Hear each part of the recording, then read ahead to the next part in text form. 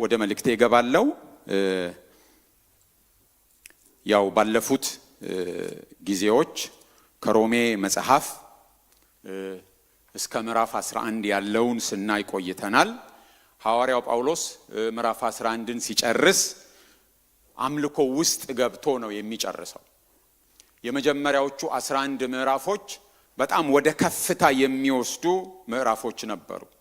በጣም ወደ ከፍታ የወንጌሉን ከፍታ በክርስቶስ ኢየሱስ እግዚአብሔር ለሰዎች ሁሉ የሰጠውን ነገር ደረጃ በደረጃ ከሰዎች ሁሉ ከዓለም ሁሉ ኃጢአተኝነት ከእግዚአብሔር ቁጣ በታች መሆን ጀምሮ እየወጣን በትልቅ ከፍታ ላይ ሆነን ወደ ታች እንድናይ ነበር ያደረገን። ሐዋርያው ጳውሎስም በዛ መንፈስ ውስጥ ገብቶ በታላቅ አምልኮ የእግዚአብሔርን ጥበብ፣ የእግዚአብሔርን ፍርድ፣ የእግዚአብሔርን አሰራር እያደነቀ ነበር የጨረሰው እና ወደ ላይ ስንወጣ ሁላችን ልባችን በደስታ ይሞቃል እግዚአብሔር የሰራውን ነገር ስናይ። ግን ወደ ላይ የወጣ ነው እዛው እንደወጣን እንድንኖር ግን አይደለም። እላይ ወጥተን የምናየው እታች ለሚኖረን ኑሮ ነው። ጌታችን ኢየሱስ ክርስቶስ ከደቀ መዛሙርቱ ሶስቱን ጴጥሮስን፣ ዮሐንስንና ያዕቆብን ይዞ ወደ ተራራ ወጣ። ከዛ በሚያስገርም ሁኔታ ተለወጠ። ሲለወጥ ጴጥሮስ አስቦ የነበረው የሌሎቹም ሐሳብ ይመስለኛል በዛ በከፍታ ላይ መኖር ነበር። እዛው ቦታ ላይ ድንኳን ደኩኖ መኖር ነበር የፈለገው። ያ ግልጠት ግን የተፈለገው እዛ እንዲኖሩ ሳይሆን በዛ ግልጠት፣ በዛ ብርሃን፣ በዛ ክብር ታች ወርደው ኑሯቸውን እንዲኖሩ ነበር። ታች ብዙ ቻሌንጆች አሉ። አልወጣ ያለ አጋንንት እዛው ምዕራፍ ላይ ነው የምናየው። ለሌሎቹ ለዘጠኙ ደቀ መዛሙርት ማለት ነው። በኋላ በሚኖሩት ኖሮ በሚያገለግሉት አገልግሎት ፋይዳ እንዲኖረው ነበር። ለዚህ ነው ሐዋርያው ጴጥሮስ በኋላ እኛ እኮ የተከተልነው ተረት ሰምተን አይደለም ግርማውን አይተን ነው ሲል ለዛ ጉዞ የሚጠቅም ነገር ነበር ያገኘው ማለት ነው። ስለዚህ 11ዱን ምዕራፍ ስናይ ይሄ ነገር መፈናፈኛ አሳጣን፣ ወዴት ነው የምንሄደው ስትሉ ለነበራችሁ እስከዛሬ ስታዩት የነበረው አሁን ወርዳችሁ ለመኖር ነው። ፕራክቲካል ነገር አለው። ድንቅ ነገር አይተናል። የወንጌሉን ጥልቅነት አይተናል። የወንጌሉን ታላቅነት አይተናል። መፈናፈኛው ግን ምድር ላይ ነው። እንወርዳለን፣ ከከፍታው እንወርዳለን። ዝቅታ አይደለም። መውረድ ኔጋቲቭ በሆነ መንገድ ሳይሆን ባየነው ክብር፣ በተረዳነው ክብር ታች ሆነን እየመነዘር ነው። ያንን የተረዳነውን ነገር እየመነዘርን እንድንኖር ነው የሚፈልገው። ስለዚህ የሮሜ መጽሐፍ የሚነበብ መልእክት ብቻ ሳይሆን ዓለምን የምንመለከትበት መነጽር ነው። የየዕለት ኑሯችንን፣ የየዕለት ከሰዎች ጋር ያለንን መስተጋብር፣ በዚህ ዓለም ላይ ያለንን ምልልስ የምንመለከትበት መነጽር ነው። ያንን የምናየው ከምዕራፍ 12 ጀምሮ ነው። ከምዕራፍ 12 ጀምሮ ሐዋርያው ጳውሎስ እንግዲህ በማለት ጀምሮ ተግባራዊ ነገር ነው የሚነግረን። የክርስትና ሕይወት የእንግዲህ ሕይወትም ነው። የዶክትሪን ብቻ አይደለም። እንግዲህ ተብሎ ደግሞ ዶክትሪኑ በዕለት ተዕለት ሕይወት፣ በዕለት ተዕለት ምልልስ፣ ከሰዎች ጋር ባለን መስተጋብር፣ በትዳራችን፣ በአካላችን፣ በገንዘባችን፣ በመውጣት መግባታችን፣ በቤተ ክርስቲያን በሚኖረን አገልግሎት፣ በእያንዳንዱ ነገር የሚመነዘር ሕይወት ነው። ለዚህ ነው ሐዋርያው ጳውሎስ የገላትያ መልእክቱንም ስናነብ ዶክትሪኑን ያስተምረንና 5 እና 6 ምዕራፍ ላይ ወደ ተግባራዊ ነገር ይገባል። የኤፌሶንንም መጽሐፍ ስናነብ 5 እና 6 ላይ እንግዲህ በማለት ወደ ተግባራዊ ነገር፣ ቆላሴስንም ስናነብ ምዕራፍ 3 እና 4 ላይ ወደ ተግባራዊ ነገር ነው የሚገባው። ልክ እንደዚህ ምዕራፍ 12 ላይም ወደ ተግባራዊ ነገሮች ይገባል። ስለዚህ እስካሁን ያየነው ዶክትሪን ነው። ዶክትሪን ግን ወደ ልምምድ መምጣት አለበት። በዶክትሪን ላይ ያልተመሰረተ ልምምድ አደገኛ ነው። በዶክትሪን ላይ መመስረት አለበት። ዲስ ዴይስ ሰዎች ዶክትሪን ምን ይሰራል፣ ዶክትሪን ያራርቃል፣ ዶክትሪን ይከፋፍላል ይላሉ።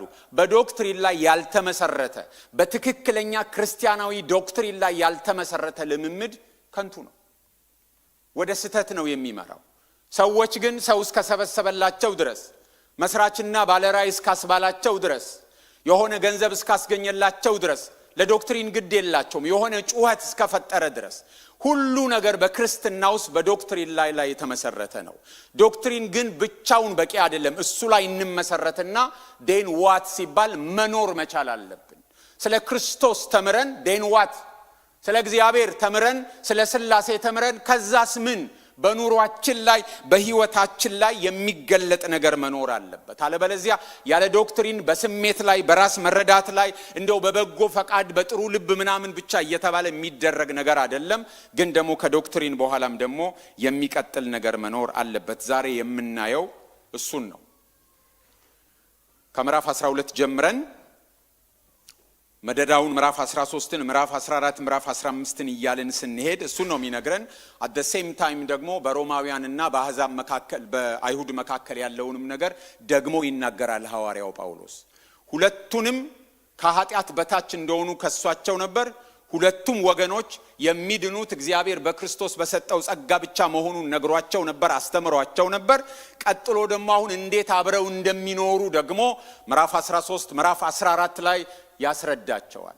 ሮማውያን ክርስቲያኖች ከሮማውያን ይልቅ አይሁድ ክርስቲያኖች እንደሚቀርቧቸው እንዲገባቸው፣ አይሁዳውያን የነሱ ሕግ የክርስትና መሰረት የክርስትና ሁለንተና እንዳልሆነ እንዲገባቸው፣ ሮማውያን አይሁድ ሕጋቸውን በመከተላቸው እንዳይንቋቸው ነገር ግን በክርስቶስ ብቻ እንደሚዳን እንዲገባቸው ያስተምራል። እሱን ነው የምናየው ከምዕራፍ 12 ጀምሮ። ዛሬ መጀመሪያዎቹን ቁጥሮች ብቻ ለመግቢያ እናይና ጌታ ቢፈቅድና ብንኖር በሚቀጥሉት ጊዜያት እንቀጥላለን። ለእግዚአብሔር ቃል ክብር ሁላችን እንቆምና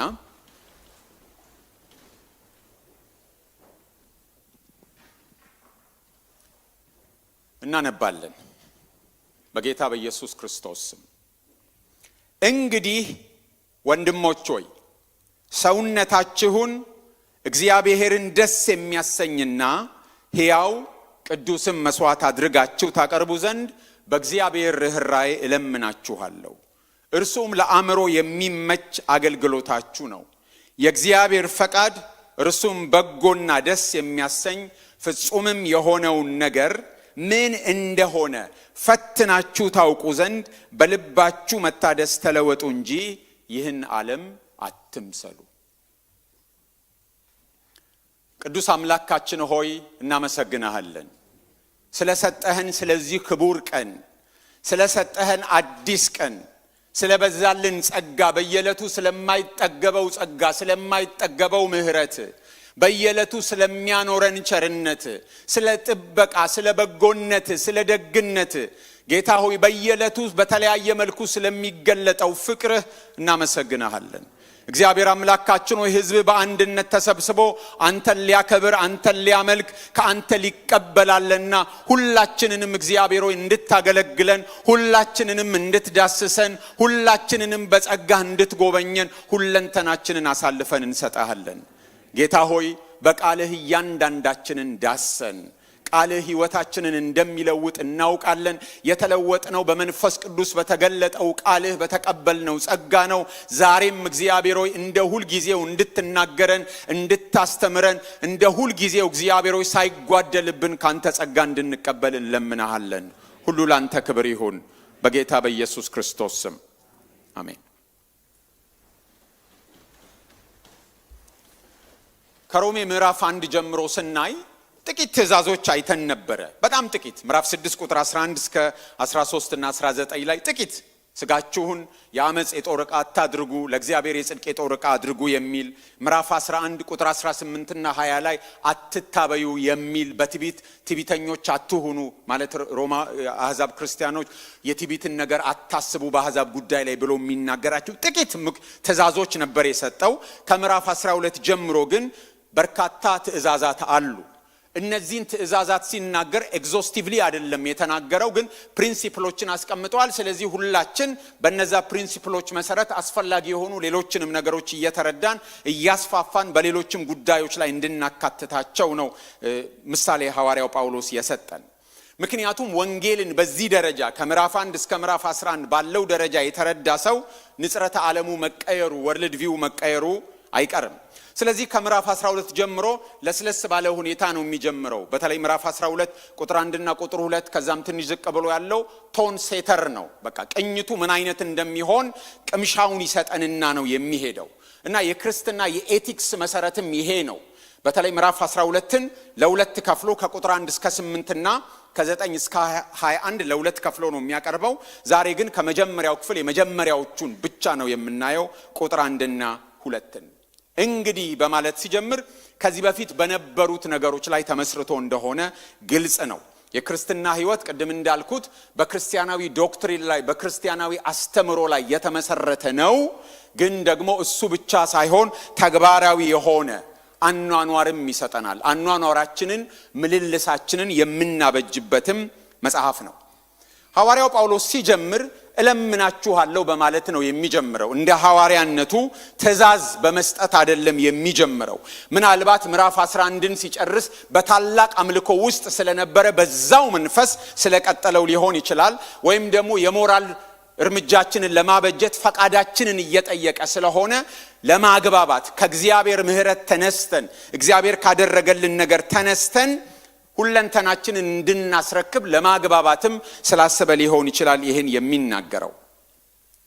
የመጀመሪያዎቹ 11 ምዕራፎች ዶክትሪን ካስቀመጠ በኋላ መጨረሻ ላይ እጣሬውን ወይም ሰመሪውን ሲሰጠን ወደ አምልኮ በሚያንደረድር መልኩ ነው የሰጠን። ብዙ ነገር ከእግዚአብሔር ተቀብለናል። ከእግዚአብሔር ምሕረት ተቀብለናል። የእግዚአብሔር ርኅራኄ አግኝተናል። የእግዚአብሔርን ቸርነት አግኝተናል። ታዲያ ይሄንን ሁሉ ከእግዚአብሔር ካገኘን እኛ ስለ እግዚአብሔር የምንሰጠው ምንድነው የሚል ጥያቄ ይዘን ነው የምንመጣው። ተቀብላችኋል፣ ተደርጎላችኋል፣ እንዲያድርጎላችኋል፣ ኩነኔ የለባችሁም፣ በክርስቶስ ኢየሱስ ያገኛችሁት የሕይወት መንፈስ ይህንን ይሰጣችኋል፣ ይህን አድርጎላችኋል ሲነግረን ቆየና ኦኬ ስንቀበል መጣን። የእኛስ ምላሽ ምንድን ነው? ምላሹን ሲነግረን እለምናችኋለሁ በማለት ነው የሚናገረው። ለምንድን ነው የሚለምነን? ከእግዚአብሔር ርኅራኄ የተነሳ ነው የሚለምነን። ያገኘነው ነገር ብዙ ነው። ከእግዚአብሔር የተቀበልነው ነገር ብዙ ነው። ሲጀምር የሮሜ መጽሐፍ ዓለም ሁሉ ከእግዚአብሔር ቁጣ በታች መሆኑን፣ ዓለም ሁሉ ከእግዚአብሔር ፍርድ በታች መሆኑን ነበር የተናገረው። ስለዚህ ከፍርድ ማምለጣችንን፣ ከእግዚአብሔር ቁጣ መትረፋችንን፣ ምሕረት ማግኘታችንን ብቻ ነግሮን አይደለም የጨረሰው። ደግሞ እግዚአብሔር ምኖቹ አድርጓችኋል፣ ልጆቹ አድርጓችኋል ነው የሚለን። ከእግዚአብሔር ቁጣ መትረፍ በራሱ እኮ ድንቅ ነገር ነው። የእግዚአብሔርን ምሕረት ማግኘት በራሱ ድንቅ ነገር ነው። በቃ ከቁጣ ተርፋችኋል፣ ከምሕረት ተርፋችኋል ብሎ ብቻ ወደ ትእዛዝም መሄድ ይችል ነበር። ግን እግዚአብሔር ከቁጣ በማዳንና ምሕረት በመስጠት ብቻ አልተወሰነም። ቤተሰብ አደረገን፣ ልጆቹ አደረገን። በራሱ እኮ ድንቅ ነገር ነው ምሕረት ማግኘት። የእግዚአብሔር ምሕረት በየዕለቱ አዲስ ነገር ነው። ግን በዛ ላይ ምን ተጨመረበት? የእግዚአብሔር ልጆች ሆንን። the icing on the cake ማለት ነው። ወይም በእኛ በበሶ ላይ ቅቤ ሲሉት ሰምቻለሁ ሰዎች። እንግዲህ ድሮስ በሶ በቅቤ እንጂ ድሮ በምን ይበላል? እኔ እንደማቀው ማለት ነው። እና እሱን ነው የነገረን። በላይ ተጨምሮ ስለሆነ በቃ ምን ልስጠው ለእግዚአብሔር፣ ምን ላድርግለት ለእግዚአብሔር የሚል ነገር ስለውለታው የተነሳ የሚል በሰዎች ልብ ውስጥ ሊኖር ይችላል። ሐዋርያው ጳውሎስ የሚነግረን የምንሰጠው አምልኮ ነው የሚለው። ምክንያቱም ምዕራፍ 11 ሲጨርስ በአምልኮ ነው የጨረሰው። ምዕራፍ 12 ሲጀምርም የአምልኮ ቃላት ናቸው የተደረደሩት። ምንድነው የሚለው? መስዋዕት የሚለው የአምልኮ ቃል ነው። መስዋዕት ቀጥሎ ምን አይነት መስዋዕት ነው የሚለው? ቅዱስ፣ እግዚአብሔርን ደስ የሚያሰኝ ሕያው አቅርቡ። እነዚህ በሙሉ ስጋ የብሉይ ኪዳን የቤተ መቅደሱ ያምልኮ ሥርዓት ነው። በቤተ መቅደስ እንስሳ ያቀርባሉ፣ አቅርቡ ነው የሚለው። መስዋዕት ያቀርባሉ። ምን አይነት መስዋዕት? ቅዱስ የሆነ መስዋዕት፣ እንከን የሌለበት መስዋዕት፣ እግዚአብሔርን ደስ የሚያሰኝ መስዋዕት ያቀርባሉ። ስለዚህ ሐዋርያው ጳውሎስ ምዕራፍ 11ን በአምልኮ መንፈስ ውስጥ ሆኖ አሁንም ወደኛ ሲመጣ የብሉይ ኪዳኑን ቤተ መቅደስ ያምልኮ ሥርዓት እነሱን ቃላት እየተጠቀመ ነው የሚናገረው። መስዋዕት ለአይሁድ ብቻ አይደለም፣ አሕዛብ ክርስቲያኖችም ያውቃሉ መስዋዕት። ምክንያቱም አሕዛብም መስዋዕት ያቀርባሉ። እንዲያውም በሮሜ መጽሐፍ ወደ ሌሎች ምዕራፎች ስንገባ እንደምናየው ሮማውያንም አሕዛብም ለጣዖቶቻቸው መስዋዕት ያቀርባሉ። መስዋዕት ያቀርቡና እንዲያውም የተረፈው ስጋ ገበያ ላይ ይቀርብና ሰዎች ከገበያ ገዝተው ቤታቸው ወስደው ይበላሉ። ሰዎች ከዛ ከመስዋዕት ለጣዖት ከቀረበው መስዋዕት የተረፈው ስጋ ሬስቶራንት ውስጥ ይሄድና ሰዎች ምግብ ቤት ሄደው አዘው ይበላሉ። መስዋዕት አላቸው አሕዛብ። አይሁዳውያንም መስዋዕት አላቸው። ልዩነቱ የአይሁዳውያን መስዋዕት ተርፎ ወደ ገበያ አይሄድም፣ ተርፎ ወደ የሰው ቤት አይሄድም። ለማን ነው የሚቀርበው? ለእግዚአብሔር ነው የሚቀርበው። ወደ ሰው ቤት አይሄድም፣ እዛው ያልቃል። ለእግዚአብሔር ነው የሚሰጠው፣ እዛው ይቃጠላል። የአሕዛብ ግን ተርፎ ወደ ገበያ ይሄዳል። ስለዚህ ሁለቱም ወገኖች መስዋዕት ስላላቸው መስዋዕት አድርጋችሁ አቅርቡ ሲል ሮማውያኑም ይገባቸዋል፣ በእነሱ ለጣዖቶች ስለሚያቀርቡ። አይሁዳውያኑም ይገባቸዋል፣ እሱን ነው የሚጠይቃቸው። ነገር ግን መስዋዕቱ ሲቀርብ የነበረው ድሮ በቤተ መቅደስ ነው። አሁን ግን ይሄ አምልኮ በቤተ መቅደስ የሚቀርብ አምልኮ አይደለም። በቤተ ክርስቲያንም የሚቀርብ አምልኮ አይደለም። በየዕለት ህይወታችን በቤታችን የሚቀርብ አምልኮ ነው። በገበያ ላይ የሚቀርብ አምልኮ ነው። በስራ ስፍራ በትምህርት ቤት የሚቀርብ አምልኮ ነው። በየመንገዱ የምናረገው በሁሉ ቦታ የምናደርገው አምልኮ ነው። ስለዚህ መስዋዕት አቅርቡ ሲል የሆነ ጠቦት ተሸክመን እንድንሄድ አይደለም። እንደሱ አይነት መስዋዕት አናቀርብም። ለምንድነው የማናቀርበው? ክርስቶስ ኢየሱስ እሱን መስዋዕት ሆኖ አቅርቦታል። ስለዚህ የተፈጸመ የተጠናቀቀ ነገር ስለሆነ አሁን እኛ የምናቀርበው ሌላ ነገር ነው የምናቀርበው።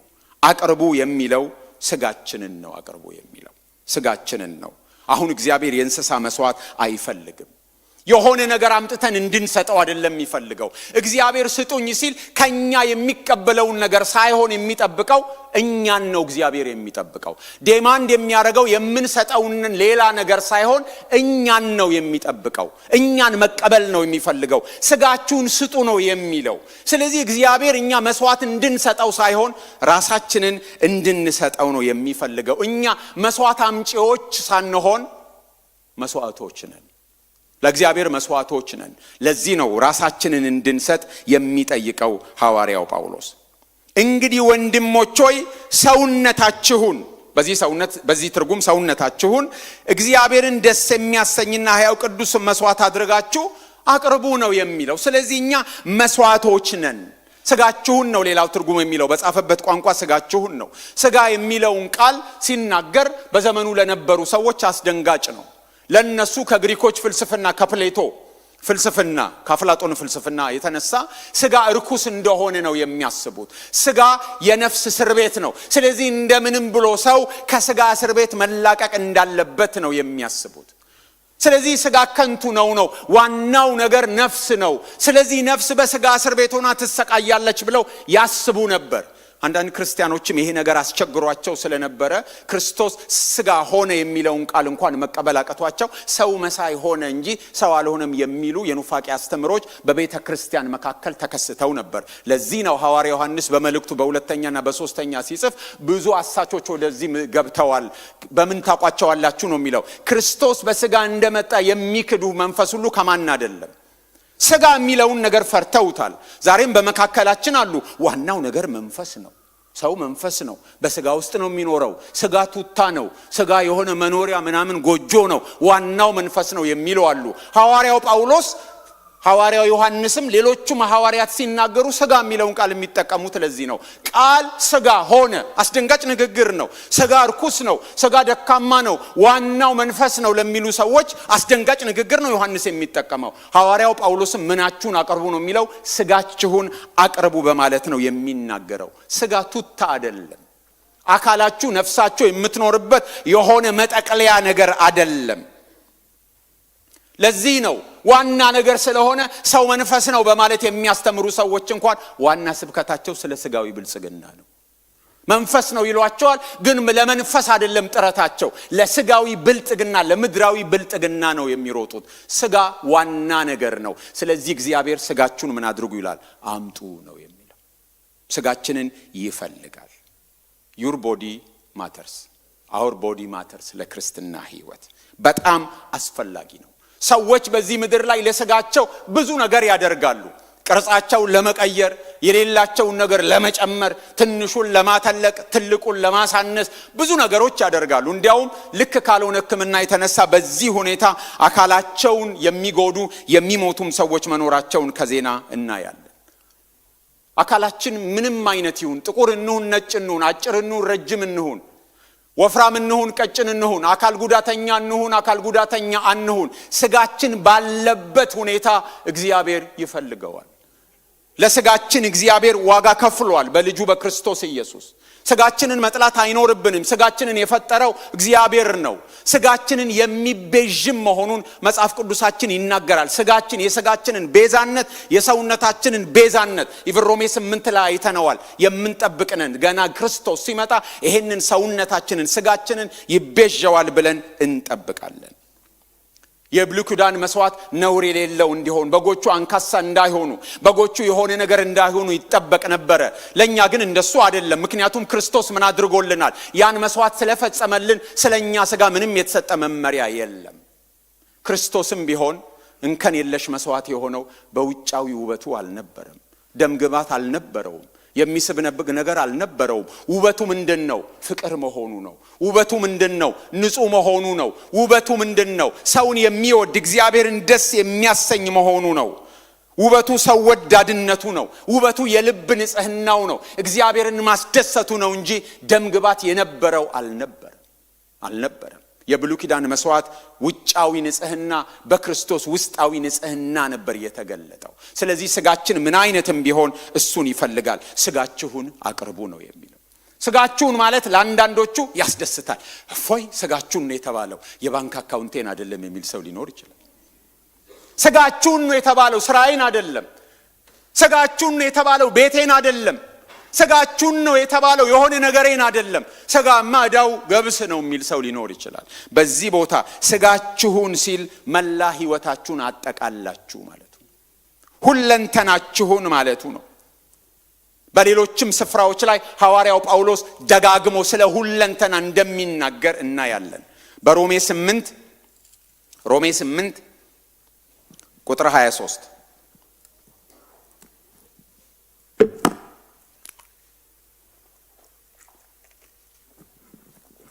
እርሱም ብቻ አይደለም፣ ነገር ግን የመንፈስ በኩራት ያለን ራሳችን ደግሞ የሰውነታችን ቤዛ የሆነውን ልጅነትን እየተጠባበቅን ራሳችን በውስጣችን እንቃትታለን ይላል። ስለዚህ ሁለንተናን በሚመለከት መልኩ ነው በዚህ ክፍል የሚያቀርበው። አንደኛ ቆሮንቶስ ምዕራፍ 6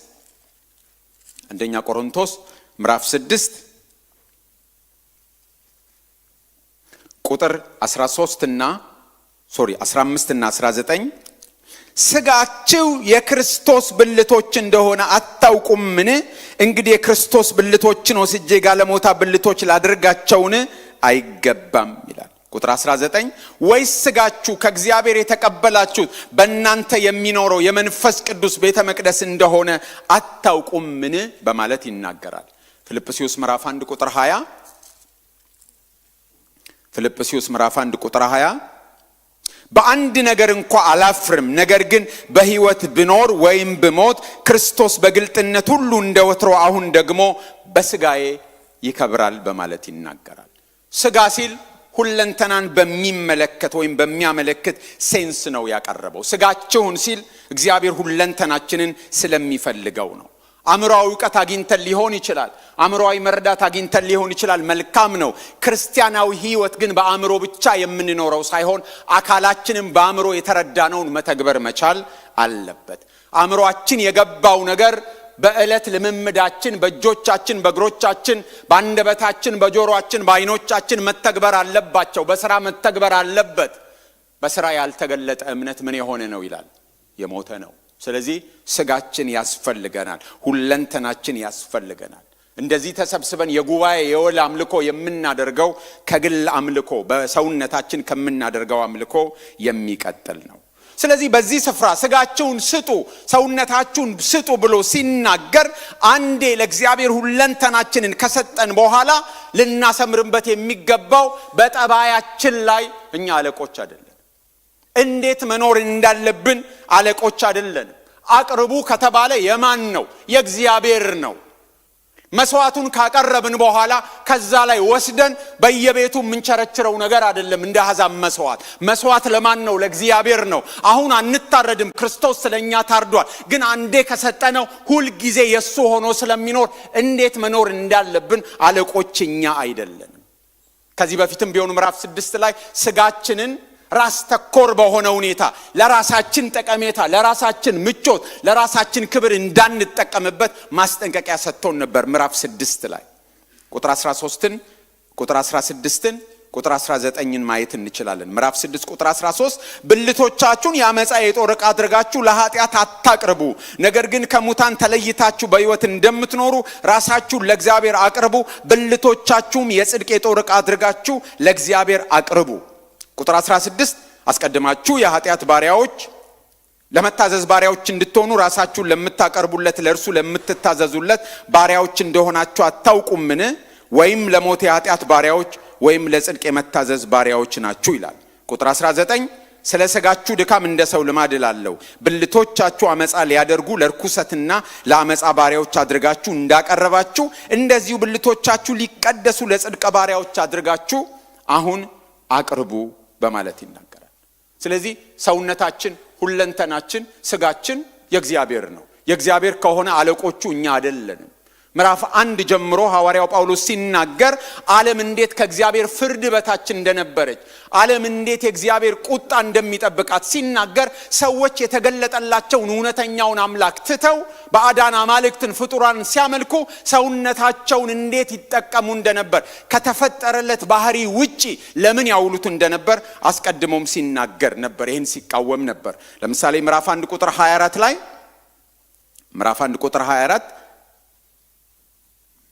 እርስ በርሳቸው ሥጋቸውን ሊያዋርዱ እግዚአብሔር በልባቸው ፍትወት ወደ ርኩስነት አሳልፎ ሰጣቸው ይላል። ቅጣት ነበር። ለምኞታቸው ሲሰጣቸው ምንድን የሆነው? ሥጋቸውን ሊያዋርዱ ከተፈጠረበት ዓላማ ውጪ ለርኩሰት ነበር ያዋሉት። ምዕራፍ 6 ቁጥር 6 ላይ የኃጢአት ሥጋ እንደተሻረ ነግሮን ነበረ። ምዕራፍ 7 ቁጥር 24ም ከዚህ ለሞት ከተሰጠ ጎስቋላ ሥጋ ማን ይለየኛል በማለት ሲናገር ነበር። ስለዚህ እኛ የእግዚአብሔር ንብረት ነን። ሥጋችን የእግዚአብሔር ንብረት ነው። ሥጋችንን ለእግዚአብሔር ከሰጠን በኋላ መኖር ያለብን እንደ ባለቤቱ ፈቃድ ነው። አምልኮ ማለት ይሄ ነው። እውነተኛ አምልኮ ሁለንተናን ለእግዚአብሔር ሰጥቶ እግዚአብሔር እንዴት እንደሚፈልግ እያሰቡ መኖር ነው። ሥጋችን በዋጋ የተገዛ ነው፣ የሰጠነው ነው ለእግዚአብሔር። ስለዚህ ይሄ መስጠት ራሳችንን ወደ መካድ ያመጣናል። የራሳችን ጌቶች እኛ አይደለንም። የራሳችን አለቆች እኛ አይደለንም። የየዕለት ሕይወታችንን፣ እግሮቻችን የሚራመዱበትን፣ እጆቻችን የሚነኩትን፣ አይኖቻችን የሚመለከቱትን፣ ጆሮቻችን የሚሰሙትን፣ አንደበታችን የሚናገረውን ነገር ሁሉ አፌክት የሚያደርግ ነው። ሁለንተናችንን ይመለከታል። ስለዚህ ለእግዚአብሔር ሰውት። አረማመዳችሁን ለእግዚአብሔር ሰውት። የጓዳ ሕይወታችሁን ይመለከታል። የመኝታ ቤት ሕይወታችሁን ይመለከታል። የምትሰሙትን ይመለከታል። የምታዩትን ይመለከታል። የምንሄድበትን ይመለከታል። የምንሰማውን ይመለከታል። ስለዚህ ሁለንተናችንን ለእግዚአብሔር መሰዋት አለብን። ሕያው መስዋዕት። ሕያው ያለው ከብሉይ ኪዳኑ ለመለየት ነው። በብሉይ ኪዳን ሕያው መስዋዕት ብሎ ነገር የለም። እንስሳ ሁሉ ምን ይሆናል? ይታረዳል። ሕያው ቢሆን ኖሮ ምን ይሆን ነበር? በጉ መሰዊያ ላይ አይኖርማ። ዞር ሲባል በጉን ጣጥ ብሎ ወርዶ ሊሄድ ስለሚችል ሕያው መስዋዕት የሚባል ነገር የለም። መታረድ አለበት። ከታረደ በቃ የእግዚአብሔር ሆኖ ነው የሚቀረው። አሁን ግን እኛ እንታረድም። ስለማንታረድ ብዙ ጊዜ ፈተና ውስጥ እንገባለን። ሰጠው ራሴን ይኸው ካልን በኋላ ደግሞ እንወስደዋለን። ከዛ ደግሞ ሌላ ጊዜ የሆነ ነገር ሲሰማን እናመጣዋለን። እንደሱ አይደለም። ሁል ጊዜ መስጠት አለብን። እንደተሰጠ እንዲኖር በየቀኑ ጸሎታችን ተነስተን ስንንበረከክ ሰጠው እያልን ነው። ጉልበታችን ሲንበረከክ እየሰጠነው ነው። በየዕለቱ በምናረገው ነገር እየሰጠን ነው የምንኖረው። ኮንቲኒየስሊ የሚደረግ የማይቋረጥ ነው። ሕያው መስዋዕት። አንሞትም፣ ግን ሁል ጊዜ የማንን? የእግዚአብሔር ነን። መሰዊያ ላይ በሕይወት ይቆይ። በዚያው መቆየት አለበት። እስከ ዕለተ ሞታችን መስዋዕት እንደሆንን እንቀጥላለን። ችግራችን አንዳንድ ጊዜ ነገሮች እንዳሰብነው ሳይሆኑ ሲቀሩ፣ እንደምንመኘው ሳይሆን ሲቀር ምነው ሸዋ ብለን እንነሳና በሥጋ የምንችለውን ጠቅ አድርገን አሁን ጨርሻለሁ ብለን እንደ መስዋዕት እንመለሳለን። ነገሮች ሲበላሽ እንወርድና በራሳችን ጥበብ፣ በራሳችን ዘዴ፣ ባለማዊ ሲስተም ጠቅ እናረግና አሁን ራሴን እንደገና እንሰጣለን እንላለን። አይሰራም። ቢመቸንም ባይመቸንም፣ እንዳሰብነው ቢሆን ባይሆን፣ ምኞታችን ባይፈጸም ምን አይነት መስዋዕት? ሕያው መስዋዕት ከሰጠን በኋላ እኛ የራሳችን አይደለንም፣ የራሳችን አለቆች አይደለንም፣ የራሳችን ጌቶች አይደለንም። ሁልጊዜ የማንን? የሱ ነን። አረማመዳችን ሁልጊዜ እሱ እንደሚሻው ነው የሚሆነው። የሥጋ ምቾታችንን፣ ሥጋችን የሚመቸውን ነገር፣ ሥጋችን የሚፈልገውን ነገር አይደለም የምናደርግለት። ሥጋ አኗኗራችንን ዲክቴት ማድረግ የለበትም። የሥጋ ምቾታችን አኗኗራችንን መግዛት የለበትም፣ ዲክቴት ማድረግ የለበትም። በዚህ ቦታ ሐዋርያው ጳውሎስ ፈቃዳችንን እንድንሰጥ የሚለምነን ፈቃዳችን ሥጋችንን መግዛት ስላለበት ነው። የተረዳነው ነገር ሊገዛን ስለሚገባ ነው። ሥጋ ጥሩ ሎሌ ነው፣ ጥሩ ሎሌ ነው፣ መጥፎ ጌታ ነው። ልክ እንደ ገንዘብ እንደሚባለው ማለት ነው። ሥጋ አለቃ ከሆነ ሥጋዊ ምቾት አኗኗራችንን ዲክቴት የሚያደርግ ከሆነ ጭንቅላታችን ወደ ታች እግራችን ወደ ላይ ሆኖ ተዘቅዝቀን እንደምንኖር አይነት ነው። የሥጋ ምቾታችን በምድር ላይ ያለንን መመላለስ ሕይወታችንን ዲክቴት የሚያደርግ ከሆነ፣ ስሜቶቻችን ክርስቲያናዊ ሕይወታችንን ዲክቴት የሚያደርግ የሚመሩ ከሆነ ተዘቅዝቀን እንደምንኖር ነው። ሥጋ አኗኗራችንን መምራት የለበትም። የሥጋ ምቾታችን አኗኗራችንን መምራት የለበትም። ይሄ ማለት ሥጋችሁን ጥሉት፣ ሥጋችንን እንጥላው ማለት አይደለም። ሥጋችንን የፈጠረው ጌታ ነው፣ የሚቤዠውም ጌታ ነው። ግን ለሥጋ ትክክለኛ ቦታው ልኩን ልንነግረው ይገባል። ቦታ ይሄ ነው። አንተ ምንድነ? ሎሌ ነህ፣ ጌታ አይደለህም። አንተ አትመራም ሕይወቴን። ሥጋዊ ፍላጎት፣ ሥጋዊ ምኞት፣ ሥጋዊ ምቾት ሕይወቴን አይመራም። ሁለንተናዬ ለእግዚአብሔር ተሰጥቷል። ስለዚህ የእግዚአብሔርን ፈቃድ እየለየው ቁጥር 2 እንደሚናገረው በሱ መሰረት ነው አኗኗሬን ምቃኘው። ሥጋ አንተ ሎሌ ነህ ማለት አለብን። ሥጋችን ያማረውን ሁሉ ልንሰጠው አይገባም። ጎመን በሥጋም ቢሆን ማለት ነው። ያማረውን ሁሉ ሥጋችን ሊያገኝ አይገባም። መጾም ያለብን ለዚህ ነው። መከልከል አለብን። አትበላም ዛሬ ትጸልያለህ፣ ዛሬ ትንበረከካለህ ልንለው ይገባል እንጂ ሊመራን አይገባም። የምንም ነገር ሱሰኞች መሆን የማይገባል ለዚህ ነው። የቡናም ቢሆን ማለት ነው፣ የላቴም ቢሆን ሥጋ ለጌታ ነው እንጂ ሥጋ የጌታ ነው እንጂ የኮስታ አይደለም፣ የፕሬትም አይደለም። ሊከለከል ይገባዋል። ያማረ ሁሉ አይሰጠውም። ከሶሻል ሚዲያ መጾም ያለብን ለዚህ ነው። ዛሬ አታይም። በሳምንት 24 ሰዓት እንኳን እንዴት ሰው ሶሻል ሚዲያ አይጾምም? 48 ሰዓት እንኳን ሰው እንዴት አይጾምም? ያማረው ሁሉ ሥጋ ሊሰጠው አይገባም። ልኩን ማወቅ አለበት። ዛሬ አታይም። 2 ቀን 48 ሰዓት ሶሻል ሚዲያ ጾማለሁ ትሞት እንደሆነ አይሃለሁ በሉት። ዛሬ ቡና ካልጠጣ ፍግም ትል እንደሆነ አይሃለሁ በሉት። ሥጋ ያማረው ሁሉ አይሰጠውም። ሕይወታችንን ዲክቴት ማድረግ የለበትም። ሊገዛን አይገባም። ቦታውን ማግኘት አለበት። ዲክቴት የሚያደርገው ሥጋችን ከሆነ ተዘቅዝቀን እየኖርን ነው ማለት ነው። ሁለንተናችሁን ስጡ። ለምንድን ነው የምንሰጠው? ሥጋዬን ለምንድን ነው የምሰጠው ከተባለ ይሄ ለአእምሮ የሚመች አገልግሎታችሁ ነው ይላል። ሎጊኮስ የሚል የግሪክ ቃል ነው። ለመፍታት በጣም አስቸጋሪ ነው። አዲስ ኪዳን ላይ አንደኛ ጴጥሮስ 2:2 ላይ ብቻ ነው ያለው። እዛም ለመፍታት አስቸጋሪ ነው። ስለዚህ አንዳንድ ትርጉሞች ሪዝነብል፣ አንዳንዶች ራሽናል፣ አንዳንዶች ስፒሪቹዋል የሚል ትርጉም ሰጥተዋል። ይሆናል፣ ሁሉም ያስኬዳል። ለምንድን ነው እንዲማረገው ከተባለ ሥጋዬን እንዲምሰጠው ለምንድን ነው ከተባለ እግዚአብሔር በክርስቶስ ካደረገላችሁ ነገር ጋር ሲተያይ ሪዝነብል የሆነው ምላሽ ይሄ ነው። ራሽናል የሆነው ምላሽ ይሄ ነው። አክሴፕቴብል የሆነው ምላሽ ይሄ ነው። ለዚህ ነው ሥጋዬን የምሰጠው። ሥጋዬ አለቃ የማይሆነው ለዚህ ነው። መንፈሳዊ ምላሽ ይሄ ነው ማለት ነው። መንፈሳዊ ሲል ሴርሞኒያል ብቻ ያልሆነ ለማለት ነው። ራሽናል ሲል የእንስሳ መስዋዕት ማቅረብ አሁን ይራሽናል ነው። ለምን? ክርስቶስ መስዋዕት ሆኗል።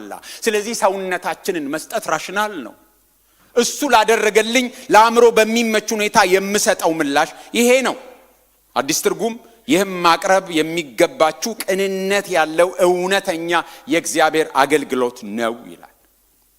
አዲሱ መደበኛ ትርጉም እንደ ባለ አእምሮ የምታቀርቡት አምልኳችሁ ነው የሚለው። ራሽናል የሆነው ሪዝነብል የሆነው ምላሽ ይሄ ነው። ሰው በኃጢአት ምክንያት ሰው መሆኑ ሂውማንነሱ ተበላሽቶ ነበር። እግዚአብሔር በክርስቶስ ባደረገው ነገር ግን ሂውማንነሳችንን አግኝተናል። ምንድነው ሂውማንነስ? ፈጣሪን ማምለክ። የመጀመሪያዎቹ ምዕራፎች ላይ ስናይ በተፈጠረው ፋንታ ፍጡሩን ነበር ሲያመልኩ የነበረው፣ ፍጡሩን ነበር ሲከተሉ የነበረው። ከዚህ የተነሳ ሂውማንነሳቸው ስለተበላሸ ለባህሪያቸው የተሰጣቸውን ነገር ትተው ያለ ባህሪያቸው ነበር የሚኖሩት። አሁን ግን እኛ በክርስቶስ የተሰጠንን ጸጋ ስንቀበል ሂውማንነሳችን ስለተመለሰ፣ ሂውማንነስ ደግሞ ምንድነው? ፍጡርነትን አውቆ ፈጣሪ ማን እንደሆነ አውቆ የሚገባው ምላሽ ፈጣሪን ማምለክ ነው። ሰው መሆን እግዚአብሔርን ማምለክ ነው።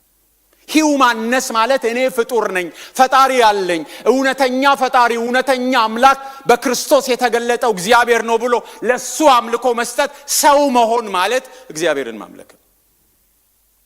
ስለዚህ እሱን እንድናደርግ ነው የሚጠይቅ። ሰው መሆን ይሄ ነው። ራሽናል ማለት ራሽናል ምላሽ አምልኮ ነው። ንብ እንሆን ኖሮ ንብ የምታደርገውን እናደርግ ነበር። የምታደርገውን ታውቃላችሁ፣ ንብነት በምን እንደሚገለጥ። ዳክዬ ብንሆን ዳክዬ የምታደርገውን እናረጋለን። ራሽናል ነው እሱ። ሰው ስለሆንን ግን ራሽናል የሆነው ምላሽ ምንድነው? ለእግዚአብሔር አምልኮ ነው። ሰው ሁለንተናን መስጠት ነው። እሱ ካደረገልን ጋር የሚመጥን ምላሽ ቢኖር ይሄ ነው፣ ሁለንተናችንን ለሱ መስጠት። ጌታ የተመሰገነ ይሁን። ስጋ ዲክቴት ሊያደርግ ህይወታችንን አይገባም። ቁጥር 2 የእግዚአብሔር ፈቃድ እርሱም በጎና ደስ የሚያሰኝ ፍጹምም የሆነው ነገር ምን እንደሆነ ፈትናችሁ ታውቁ ዘንድ በልባችሁ መታደስ ተለወጡ እንጂ ይህንን ዓለም አትምሰሉ ይላል። ስለዚህ መንፈሳዊ የሆነ ራሽናል የሆነ ሪዝነብል የሆነ አምልኮ ለማቅረብ የታደሰ አእምሮ ያስፈልጋል። ተለወጡ፣ አትምሰሉ። ሁለት ነገሮችን በንጽጽር ነው የሚያቀርበው። አሉታዊ አለ አትምሰሉ፣ አዎንታዊ አለ ተለወጡ የሚል። ይሄንን ዘመን አትምሰሉ። ስለዚህ ዘመን ብዙ የሚናገሩ የመጽሐፍ ቅዱስ ክፍሎች አሉ። ጊዜ ስለማይበቃን እዛ ውስጥ አንገባበት። አትምሰሉ ይሄንን ዓለም። ለምን? ያበቃለት ዓለም ነው። ቀኑ የተቆረጠ ዓለም ነው። በቃ የሚያከትም ዓለም ነው። የሚያከትም ዘመን ነው። ዘመኑ አብቅቶለታል። ስለዚህ የሚያበቃለትን ነገር ለምን ትመስላላችሁ? የማያበቃለትን ምሰሉ እንጂ ነው የሚለው። ደግሞ ዓለምን መምሰል ዘመኑን መምሰል ከክርስቶስ ያርቀናል። ዙሪያችንን መምሰል የለብንም። እንደ እስስት መኖር ያለብን እንደሌላ ነው። ዙሪያችን ያለው ዓለም ካልነቃን በስተቀር ያችን እንቁራሪት ታውቃታላችሁ አይደል? ውሃው ቀስ እያለ ሲሞቅ ሲሞቅ ሲሞቅ ሲሞቅ እየተቀቀለች ሄደችውን ማለት ነው። አታውቀውም። እየተመቻት ካልነቃን ዙሪያችን ያለው ሲስተም እንደሱ ነው የሚያደርገን። ባንዴ ፈላ ነገር ውስጥ አይደለም የሚጨምረን። ሁላችን እንወጣለን። ቀስ እያለ ጥቂት በጥቂት ነው የሚለውጠን። ስለዚህ አትምሰሉ ተብሏል። መንቃት አለብን። ቀስ እያለ ነው የሚመጣው። ስለዚህ ሁላችን መንቃት አለብን። ክርስትና ሰርቫይቭ ያደረገው ባለመምሰል ነው። ሁልጊዜም ዓለማት፣ መንግስታት ዘመኑ ክርስትናን የሚገፋው ምሰል ነው። ምሰል። አሁን በዘመናችን እንዲህ አይነት ጋብቻን ተቀበሉ፣ እንዲህ አይነት የሆነ ነገር ተቀበሉ፣ እንደዚህ አይነት ነገር ተቀበሉ። ፕሬሸሩ ከፍተኛ ነው። ቤተ ክርስቲያን ዘመኑን እየመሰለች ብትመጣ ኖሮ ገና ድሮ አብቅቶላት ነበር። የሴቶች መብት የተከበረው ክርስትና ዘመኑን አልመስልም ስላለች ነው። የምዕራቡ ዓለም ስልጣኔ እዛ ላይ ነው የተመሰረተው። ባሮች ነፃ የወጡት ዘመኑን አልመስልም ብላ ስለተቃወመች ነው ቤተ ክርስቲያን። ለድሆች መቆም የቻሪቲ እንቅስቃሴ የመጣው ቤተ ክርስቲያን እምቢ ዘመኑን አልመስልም ብላ ስለቆመች ነው። ብዙ ነገሮች ቤተ ክርስቲያን እምቢ ብላ ስለቆመች ነው ሰርቫይቭ አድርጋ አሸንፋ የወጣችው። አሁንም ጫናው ከፍተኛ ነው። እሺ ብላ ከተቀበለች ተመሳሰለች፣ አለቀ። ስለዚህ ዘመኑ እንደሱ ነው የሚፈልገው። ሁለት መስመር ነው ያለው። ሁለት መስመር፣ ሁለት ሞልድ አለ። የዓለም ሞልድ አለ፣ የዚህ ዘመን ሞልድ አለ። እሱ ሞልድ ተቀብሎን ጨምቆ በራሱ ልክ ሊያበጀን ነው የሚፈልገው። ስለ ገንዘብ አወጣጥ፣ ስለ ወሲብ ህይወት፣ ስለ ትዳር፣ ስለ ጓደኛ፣ ስለ እርስ በርስ ግንኙነታችን፣ ስለ እያንዳንዱ ነገር ሞልድ አላት ይቺ ዓለም። ሰባዛ ውስጥ ልትከተንና በራሷ ሞልድ ልታወጣን ልትጋግረን ነው የምትፈልገው። አትምሰሉ ነው የሚለው። አትምሰሉ። ከዛ ደግሞ ምን አድርጉ? ተለወጡ። በየዕለቱ የሚደረግ ነው። ፕሬዘንት ኮንቲኒየስ ነው። ተለወጡ። ሜታሞርፎሲስ በቃ ከአባጨጓሬ ስልትዝ አልከኝ ከካተርፒላር ወደ ቢራቢሮ የሚለወጥበት ሂደት ነው። ስለዚህ በዚህ በአስቀያሚ ዓለም ውስጥ እንኳን ብንኖር እንዴት አድርጎ ወደ ህይወት እንደምንለወጥ የሚናገር ነው። አትምሰሉ፣ ያልተዋጀውን ዓለም አትምሰሉ። ስጋችሁን ለመንፈስ ቅዱስ በመስጠት በመገዛት ሁለንተናችሁን በመስጠት አእምሯችሁ ይታደሳል። ፍልሜ አለ። ዓለም የራሷ ሞልድ ስላላት ፍልሜ አላት። ግን ደግሞ ብቻችንን አይደለንም፣ የእግዚአብሔር መንፈስ አለ። ስለዚህ እሱን እየተቀበልን የምንለውጠው ነው። ይሄንን ስንቀበል ህይወታችን ዝም ብሎ የአቲቲዩድ ለውጥ ሳይሆን ስር ነቀል የሆነ ለውጥ ነው በክርስቶስ የተቀበልነው። ልክ እንደ ኮፐርኒከስ ማለት ነው። ኮፐርኒከስን ካወቃችሁ ድሮ ከሱ በፊት ይታመን የነበረው በግሪክ ፍልስፍና መሰረት በእነ አሪስቶትል መሬት ማዕከል ላይ ናት እና ፀሐይ እና ሌላው መሬትን ይዞራሉ ነበር። እና ኮፐርኒከስ የሚባለው ሰውዬ ይህን ገልጦ ያው ጉዝ ብለው ይገሉኛል ብሎ ሊሞት አካባቢ ነው የታተመው። እና ፀሐይ ማዕከል ናት፣ መሬት እንደሌሎቹ ፕላኔቶች ፀሐይን የምትዞር ናት በማለቱ ማለት ነው። የዚህ አይነት ለውጥ ነው። ምድር ሳትሆን ማዕከል ፀሐይ ሆነች ማለት ሲምፕል ለውጥ አይደለም። ኤቭሪቲንግ ነው የሚለወጠው። በክርስቶስ የሆነውን ነገር ስንቀበል እነዚህን 11 ምዕራፎች ስንረዳ ለውጣችን የዚህ አይነት ስር ነቀል ለውጥ ነው የሚሆነው። ስለዚህ ይህንን ዓለም በምንም መልኩ ልንመስል አይገባም። ቁጣ የሚጠብቀው የተፈረደበት ያበቃለት ዓለም ስለሆነ ከመሰልነው መጨረሻችን እሳት ስለሆነ መጨረሻችን ጥፋት ስለሆነ መሟሟት ስለሆነ ስር ነቀል በሆነ ለውጥ ነው አስተሳሰባችንን አረማመዳችንን ሁሉ ለእግዚአብሔር የምናስረክበው። ስጋችንን ለማስረከብ ያምሮ አስተሳሰባችን ሊቀየር ይገባል። ሃርድዌሩ ያለ ሶፍትዌሩ ምንድነው? ሃርድዌሩ በሶፍትዌሩ ነው የሚንቀሳቀሰው። በቴክኖሎጂውም ተጠባብቀው እንደሚሄዱ ማለት ነው። ይሄን ማረጋችን ምን ይጠቅመናል ከተባለ ደግሞ የእግዚአብሔር ፈቃድ ምን እንደሆነ እንድታውቁ ይጠቅማችኋል ነው የሚለው። ዋጋ አለው። ይሄንን ዓለም አለመምሰሌ፣ በአእምሮ መታደስ መለወጤ ምንድነው የሚያስገኝልኝ ከተባለ የእግዚአብሔር ፈቃድ ምን እንደሆነ ፈትናችሁ ታውቁ ዘንድ ነው የሚለው። የእግዚአብሔርን ቃል ስናነብ ለእያንዳንዱ የህይወት አቅጣጫ እንዲህ ከሆነ እንዲያድርግ፣ እንዲህ ከሆነ እንዲያድርግ፣ ይሄ ከሆነ እንደዚሁን የሚል ቴክኒካል ዝርዝር አይሰጠንም። ስለዚህ በእያንዳንዱ ነገር ላይ የእግዚአብሔር ፈቃድ ምን እንደሆነ ፈትነን ማወቅ አለብን። መርምረን ነው የምናውቀው። መጽሐፍ ቅዱስ በብዙ ቦታዎች ላይ መርምሩ፣ ፈትኑ እያለ ይናገራል። ከጊዜ ጋር እየሮጥኩ ነው፣ ግን አንድ ሁለት ጥቅሶችን ብቻ ላንብብ። ኤፌሶን ምዕራፍ 5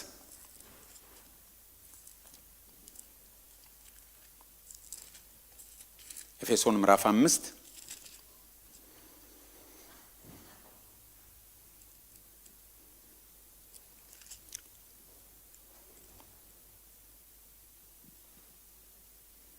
ቁጥር 17 ስለዚህ የጌታ ፈቃድ ምን እንደሆነ አስተውሉ እንጂ ሞኞች አትሁኑ። ቁጥር 10 የብርሃኑ ፍሬ በበጎነትና በጽድቅ በእውነትም ሁሉ ነውና ለጌታ ደስ የሚያሰኘውን እየመረመራችሁ እንደ ብርሃን ልጆች ተመላለሱ። እየመረመራችሁ ነው የሚለው። ፊልጵስዩስ 1:10 ለእግዚአብሔርም ክብር ምስጋና ከኢየሱስ ክርስቶስ የሚገኝ የጽድቅ ፍሬ ሞልቶባችሁ ለክርስቶስ ቀን ተዘጋጅታችሁ ቅኖችና አለነውር እንድትሆኑ የሚሻለውን ነገር ፈትናችሁ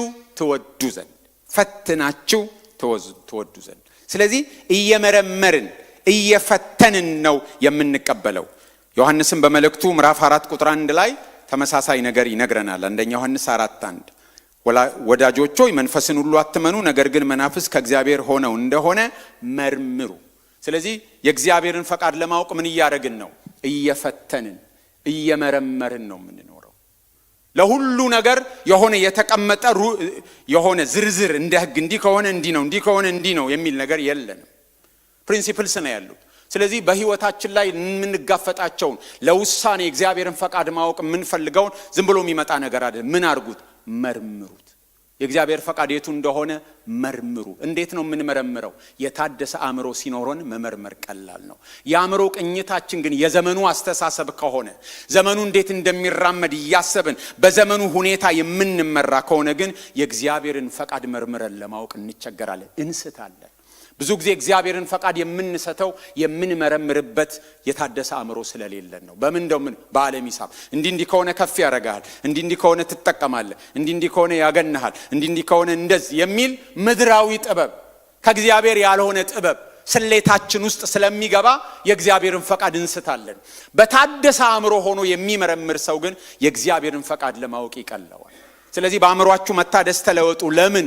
በጎ እግዚአብሔርን ደስ የሚያሰኝ ቅዱስም የሆነው ነገር ምን እንደሆነ እንድታውቁ ነው የሚለው። በጎ ደስ የሚያሰኝ ፍጹም የሆነውን ነገር እንድታውቁ። እንዴት ነው የምታውቁት? በአእምሯችሁ መታደስ ተለወጡ። ከዓለም ምልከታ ከዓለም ኦሪየንቴሽን ውጡ ነው የሚለው። እዛ ኦሪየንቴሽን ውስጥ ካልገባን አእምሯችን በእግዚአብሔር መንፈስ ከተቃኘ እንዴት ነው የሚቃኘው? በእግዚአብሔር ቃል ነው የሚቃኘው። በእግዚአብሔር ቃል ነው። በክርስቶስ ያገኘነው አዲስ ሕይወት ሁለንተናችንን የሚለውጥ ነው። ማንም በክርስቶስ ቢሆን አዲስ ፍጥረት ነው። አሮጌው ነገር አልፏል። ስለዚህ ሁላችን ክርስቶስን ስንቀበል ሁሉ ነገራችን ነው የተለወጠው። ከዛ ደግሞ የጥምቀት ሕይወት አለ። ስንጠመቅ ምን እንሆናለን? በጥምቀት የምንቀበለው አዲስ ሕይወት አለ። አሮጌው ሰው በጥምቀት ሞቶ በትንሣኤ ይነሳል። በቤተ ክርስቲያን አዲስ ኪዳንን ስናነብ በሙሉ ሰዎች የሚጠመቁት እንዳሁኑ 6 ወር ተምረው 4 ወር ተምረው አልነበረም። እንዳመኑ ምን ይሆናሉ? ይጠመቃሉ። አምናሃል? አዎ፣ እና ተጠመቁ ወዲያው። ስለዚህ ሰዎች ውሃ ውስጥ ሲገቡ ከክርስቶስ ጋር አብረው በሞቱ ይገባሉ። ወዲያው እንዳመኑ ሲወጡ ደግሞ ከክርስቶስ ጋር በትንሣኤ ይወጣሉ። ክርስቶስ ውስጥ ይገባሉ፣ በክርስቶስ ይሰወራሉ፣ አዲስ ሕይወትን ያገኛሉ። ስለዚህ በጥምቀት የሚገኘው አዲስ ሕይወት በማመን ከሚገኘው ጋር አንድ ነው። ለዚህ ነው ሰው አምኖ ይጠመቃል፣ ያመነ የተጠመቀ ይድናል ተብሎ የተነገረው። ሁለቱ አንድ ላይ የተያያዙ በመሆናቸው ነው። በአዲስ ሕይወት ለማገልገል አዲስ ሕይወት ያገኛሉ። አሮጌው ሰው ምን አድርጓል? ከክርስቶስ ጋር ሞቷል። ውሃው ስንገባ ይቀራል፣ ስንነሳ በዛው ይነሳል። ምዕራፍ 6 አነብና እጨርሳለሁ። ምዕራፍ 6